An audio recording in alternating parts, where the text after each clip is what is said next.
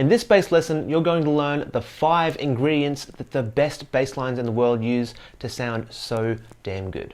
Hi, I'm Luke from Become a Bassist, and welcome to video 4 of Basslines From Scratch, where you'll learn the secret factors that incredible bass lines have baked into them, and you'll learn how to do the same with your own lines.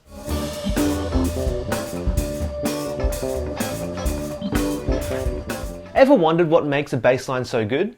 It's a good question to be asking, and in this lesson I want to share with you the 5 ingredients that you can find in amazing bass lines. Now, this list isn't exhaustive. There are definitely other things that can make a bass line great, and these, once again, aren't rules to follow. A great bass line doesn't have to have all of these things. In fact, they may have relatively few of them. The point isn't to give you a bunch of rules to follow. The point is to get you to think of your own bass lines in different ways to make them that much stronger. That being said, let's jump in. The first factor that goes into a great bass line is the dynamics. How loud or soft is each section of the bass line? Then zoom in. How loud or soft is each note within the bass line? If you've ever heard Bootsy Collins talk about the one, dynamics is exactly what he's talking about. The story basically goes that when Bootsy joined James Brown's band, James Brown didn't really mind what Bootsy did in the middle of the bar.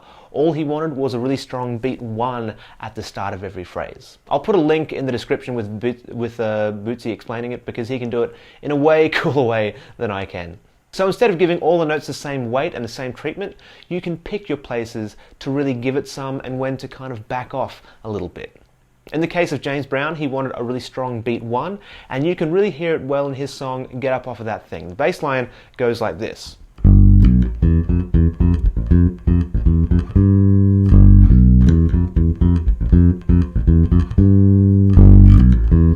Now, it's a 2-bar phrase, right? And every 2 bars, we always come back to this low G. It's solid and it has more weight and heavier dynamics than the rest of the line. If you were playing this bass line and didn't really care about the dynamics, you might end up with this.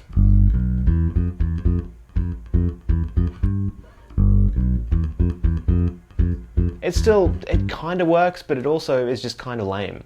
But if you took the exact same line, ramped everything up a little bit and hit the 1 hard every 2 bars and kind of backed off a little bit on everything else, have a listen to the difference.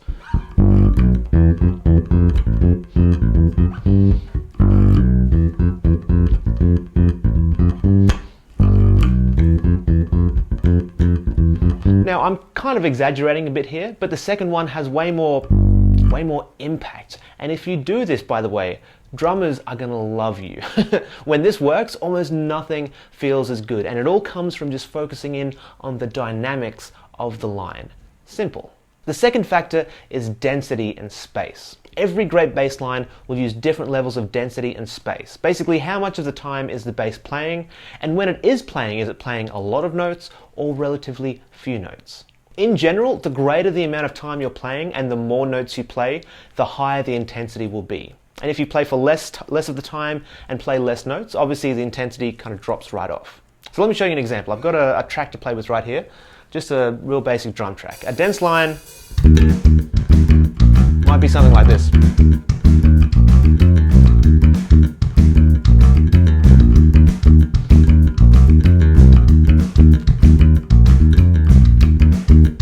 Lots of notes, right? Now a more sparse line might be more like this.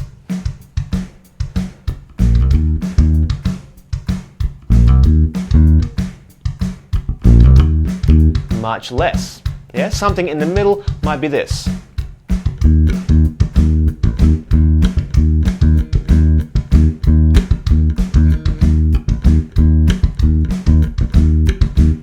By the way, you may also recognize this rhythm as the Bo Diddley rhythm that we talked about in the last lesson of Basslines From Scratch. Now, density and space, it's not just kind of one or the other. You don't have to either play as much as you can all the time or hardly play anything ever at all.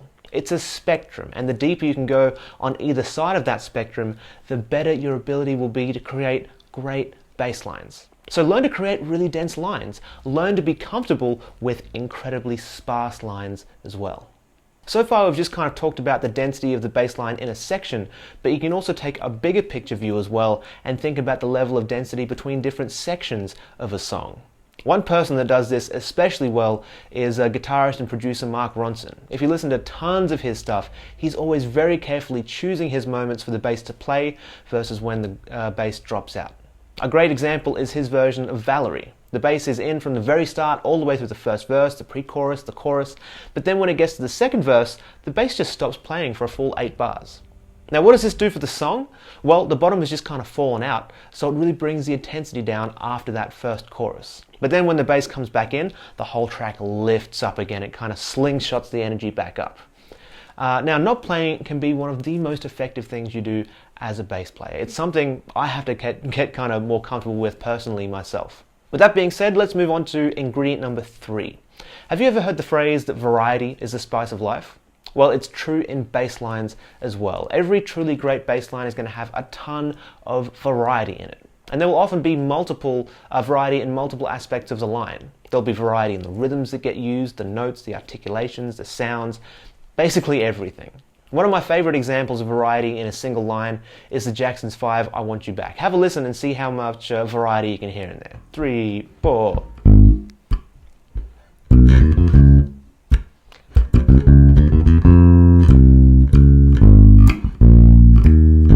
Yeah? Just in that 4 bars there, you've got long notes, short notes, notes in between, strong notes, weak notes, different rhythms all throughout, periods of intense activity, and periods of silence and space, different articulation, and once again, all of this is crammed into a 4-bar bass line. It's no wonder that this line is iconic. It's a real masterclass of variety. Now, you know that variety is a big contributor to that. But to the audience who might not know the kind of mechanics behind this, it just feels really good.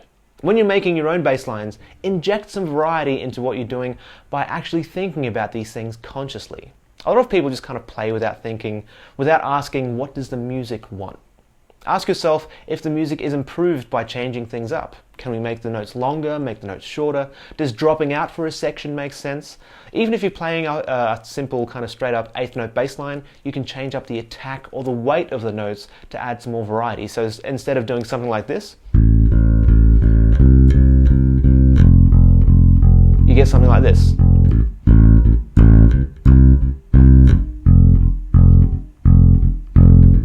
Hear the difference?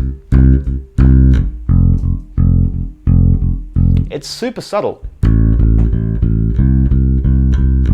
versus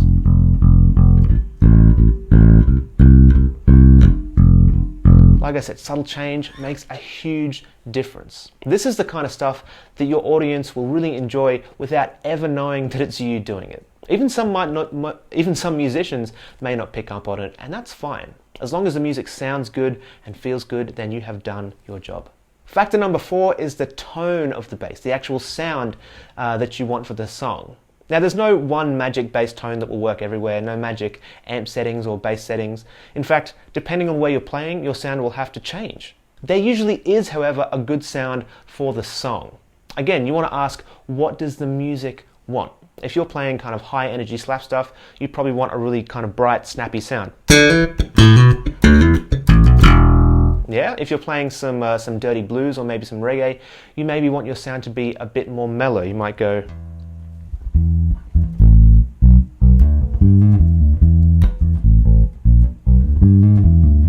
Yeah, if you're playing kind of a Motown thing, you might want to use flat wound strings to get that James Jamerson sound.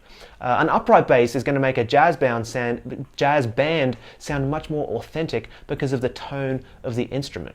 If you listen to Flea play, he's got a very different sound than James Jamerson did. It's not that one sound is better than the other, they just serve different kinds of music in different ways. And you can do the exact same thing, and I'd encourage you to consciously think about what kind of sound you want for your next bass line and try as much as you can to dial in that sound, rather than just kind of accepting and using the sound that you always use.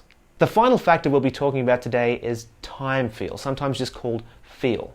Some styles of music have a time feel that pushes. It gives the feeling of movement and forward momentum. A lot of jazz music and swing music uses this kind of very subtle feel. It's not speeding up, it's not rushing, but it takes off and kind of carries you along with it. If you've ever heard any more traditional jazz, you'll usually find the bass player pushing the feel in their walking line. They might play something like this.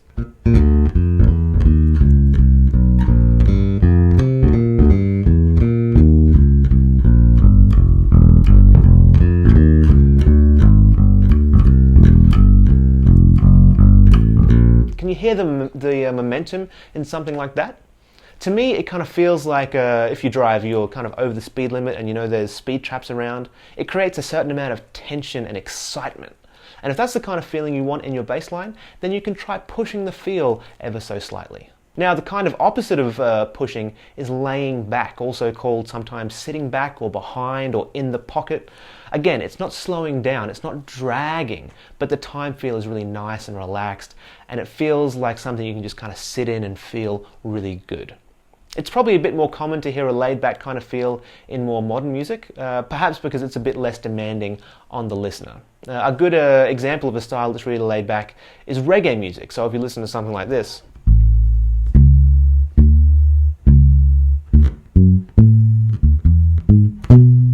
it's super chill. There's none of that edge we had when we were pushing. It's very, very different, right? Of course, right in the middle of those two extremes is where a lot of music lives, right down the center. Now, a lot of music that's produced in kind of the modern age is quantized, meaning that everything is manipulated so it's perfectly in time, no pushing or laying back at all.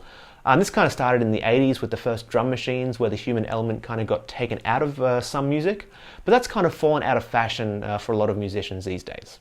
And by the way, it isn't just kind of three settings, pushing, center, or laying back. It's a whole spectrum of nuance. You can ever so slightly push, ever so slightly lay back, and most people have a natural tendency to do one or the other naturally. There's a whole world of subtlety in this one aspect of bass playing alone. Where exactly you place the feel in your own bass lines, it's up to you. Do you want a feeling of momentum and drive? Try pushing a bit. Want things to be straight up and down? Play right in the center. Want things to feel nice and relaxed? You can lay back in the feel. Now, I've just thrown a lot of stuff at you, and I know it can be tricky to keep track of everything. That's exactly why I created a checklist you can use to make sure the bass lines you create are always top-notch, and make sure you don't forget something that could take your bass lines from good to great. It's 100% free, and you can get the checklist by clicking the first link in the description of this video, filling out the form on that page, and I'll send it straight to your email address. To recap though, you learned about 5 ingredients of killer bass lines. First, you learned about dynamics and giving different notes different levels of weight and importance. Then we talked about the density and space, learning how to play very dense lines, as well as being comfortable playing very sparse lines, or even dropping out completely. Ingredient number 3 was variety of all sorts and how you can bring even the dullest bass line to life. Next was tone and sound and how they can affect the song you're playing. And finally, we talked about time feel and how pushing, laying back, or playing dead center of the beat can make the music feel different. Thank you so much for watching, I really appreciate it. Make sure and check out the Basslines From Scratch checklist to make sure you create bass lines that you can be proud to show other people. I'm sure it'll be really helpful for you. I'm Luke from Become a Bassist, and I'll see you in the next video.